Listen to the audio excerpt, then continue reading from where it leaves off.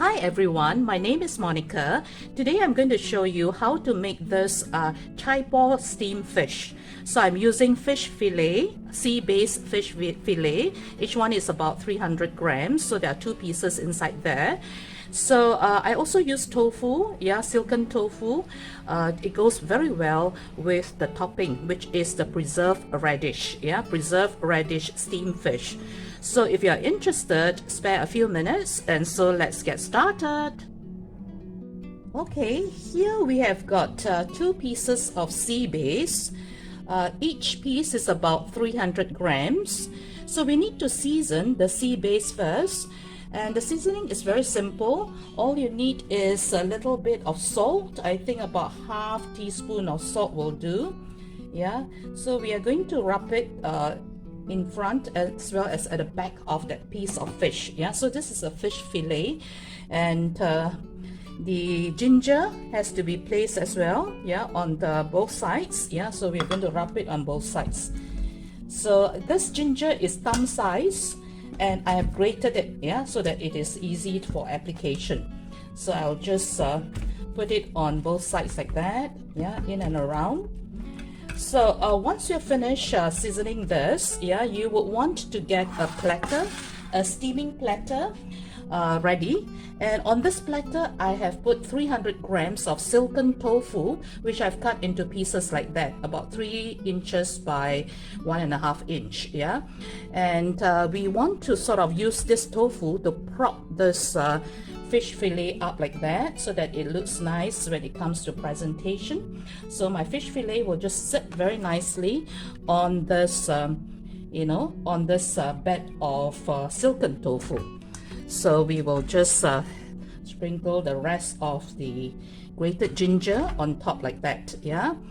So other things that I need to add will be another 300 grams of silken tofu that I cut into smaller pieces, about 1 inch cube like that, so that I can just put at the side, because the tofu goes very well with this chai po dish, which is a preserved topping, preserved radish topping. So I would want to just put it in and around like that on both sides. And then we will also put some tomatoes. So these are the cherry tomatoes. It doesn't matter how much you want to put. So put the amount that you like, but I think I will just put some here when it goes into the steaming, into the steamer. And then the rest of it, I will use it as a fresh topping, for garnishing. So the last ingredient that I'm going to put in is this coriander, the coriander stems. So I've preserved the leaves for garnishing, but the stems I'll just sprinkle around here, which goes together into the steamer, with the fish. So there you go. So the coriander stems are all done here like that. So then we put it aside for about 5 minutes, 5 to 10 minutes for marinating, and then meantime we will prepare the topping. The topping comprises of about 1.5 cups of preserved radish. So this preserved radish, the Chinese call it chai po, and it is salty, salty. So in order to get rid of the saltiness, what I did was I put some water. It comes in a package, so you just put some water to cover the whole of the preserved radish, and then you soak it overnight. You can just put it on the countertop, no need to put inside the fridge. Or if you do not want to do that, you can soak it for a few hours before you start cooking. But this process is very important. Do not skip it, because otherwise it becomes too salty. So the idea of this soaking is to get rid of this saltiness, so that it's just nice when it goes as a topping for the fish. So this is 1.5 cup of preserved radish, 10 cloves of garlic, which I have minced, 10 cloves of garlic here. And then I also have 1 fresh chilli, which I have cut into rings like this. So all these will be fried together. And 2 tablespoons of sugar. So I'm going to show you how these 4 toppings, can be fried together and to make it crispy. Okay, so let's go and fry it. So okay, let's try to fry the topping. So once the pan is hot, yeah, you pour about a cup of cooking oil. So the oil has to be a little bit more so that the chai paw becomes crispy. Yeah, so you do not want it to shallow fry. We just want it a little bit like almost like deep fat fried like that. Yeah. So we have put in the oil. So we wait for the oil to get a bit hot. So the first ingredient that we want to put in will be the chai paw, yeah, which is the preserved radish, yeah. So I think we can just about put it in, yeah. We will pour it in. It might sputter, so we have to be careful. If it sputters, we will close it, yeah, with a lid. Okay. So we are just going to slowly stir it until it becomes crispy, yeah. So we'll continue doing this until it becomes crispy.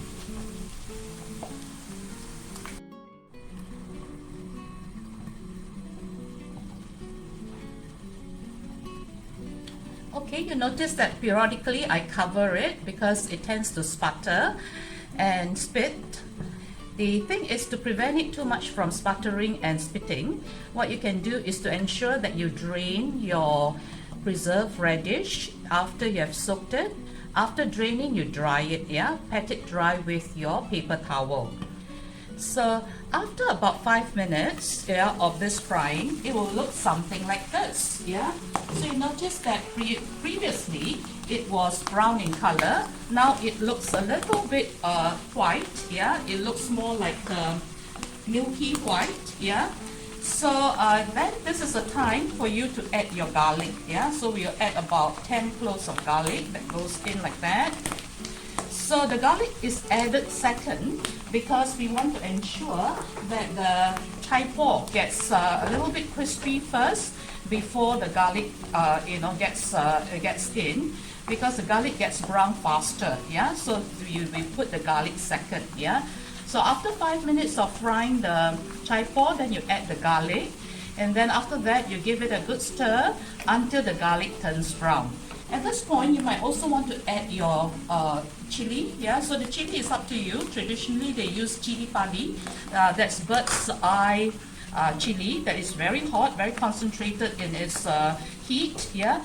But I think my family cannot take it, yeah. Okay, I also cannot take it, so I better put this fresh red chili, yeah. So if you do not take chili, or if you are feeding to the young children, you might just omit the chili, yeah. So you can, it's equally good, yeah. So, but we just want a bit of smell of chili and a little bit of heat, so that will give the dish a very, very robust taste. So we will continue frying this until the garlic turns brown. So then the garlic will also be crispy. Okay, the last thing you want to add is the sugar. 2 tablespoons of sugar. This sugar has to be added to ensure that it caramelizes, yeah, and then it coats every bit of the chai paw as well as the garlic, yeah. So then it will be very crispy after that. So you make sure that the sugar is melted first, yeah, before you take it out. So looks like we got to cover it again because it is spitting like mad.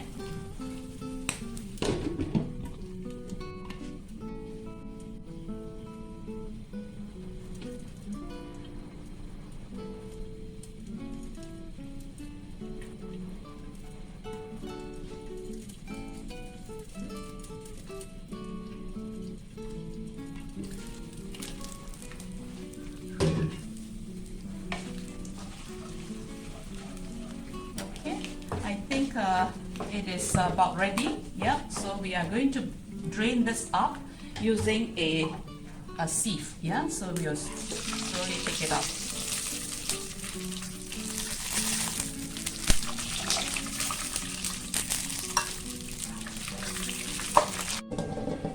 Okay, my water is boiling now. I've also put a container upside down like that to prop up my fish, yeah. So the fish that I have has been been marinating for about 5 minutes. Yeah, so all I have to do now is to just put it on top of this water, yeah, like that, and then cover it. You would want to steam it for 8 to 10 minutes, yeah, because today I've got a bit of tofu, so I need to steam a bit longer. If you don't put the tofu, about 7 minutes will do, yeah, after the water has come to a boil. So okay, we'll wait for maybe about 8 to 10 minutes and we'll come back shortly. Okay, about 8 minutes has elapsed, so we are going to see how our fish is doing. Yep, there you go. It looks something like this. Yeah, so we are going to turn the flame off, yeah, and put in the topping. Yeah, remember the topping that we had? Yeah, so this is the topping. Yeah, and I'm going to just sprinkle the topping on top of the fish. Yeah, so the topping is very crispy after you have put it on the countertop for a while. You can hear the crunch. Yeah, maybe I'll just pick a little bit up. Hear it? Very crunchy, very sweet, a bit salty, perfect. Yeah, so I'm going to just put all these, yeah, onto the top of the fish. Yeah, you might just have to scrape it a little bit because the sugar caused it to more or less, you know, clump together. Yeah, but it's okay. So you just put it right on top, like so. Like that. There's a little bit here that is very stubborn, so maybe I will put it later. Yeah, so I got stuck to the base of the bowl.